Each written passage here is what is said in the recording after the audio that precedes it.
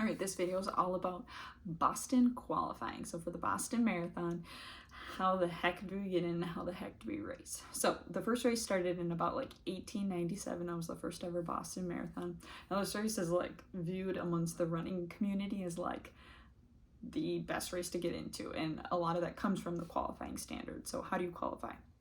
First of all, you have to even be able to apply, you have to run a fast enough time. And so they have on their website, I'll link the website below to give you a bunch of extra information on that. But it tells you your gender. So you find your, you go by your age group first and then your gender, and then it gives you a qualifying time. And your age is at the time that you are going to be racing the marathon. So if you are racing in 2025, in March, then it's whatever age you are at the time, not the age that you raced your qualifying race. Okay, so then once you know what time you have to hit, you have to then enter in a marathon that is of qualifying standards. So usually it's certified by a national board.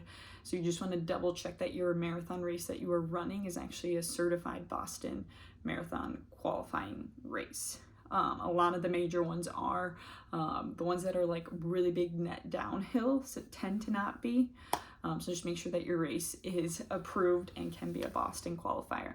So you can't submit like a Strava time, you can't do an indoor marathon, you can't go off of your half marathon time.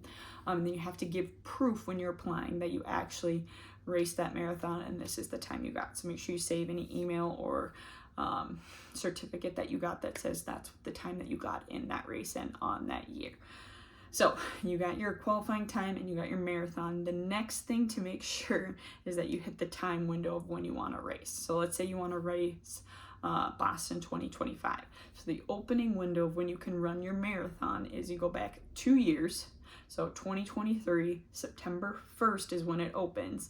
And then the next year closes when you register for Boston. In Boston, you register for it about mid-September. So you have about a year prior to a year of that window to race your marathon and qualify. So it's September 1st to mid-September, and then there's like a couple more months. The next year is that Boston.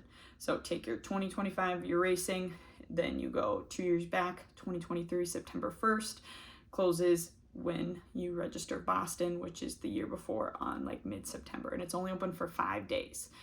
Now, the only weird thing about Boston is sometimes that they have more people qualify and want to run the race than they have time, than they have spots available. This does not always happen. Like in 2022 and 2023, everyone who applied got in. Last year, 2024, was not the case. They had like 11,000 applicants that did not even, that had hit the qualifying time and not made it.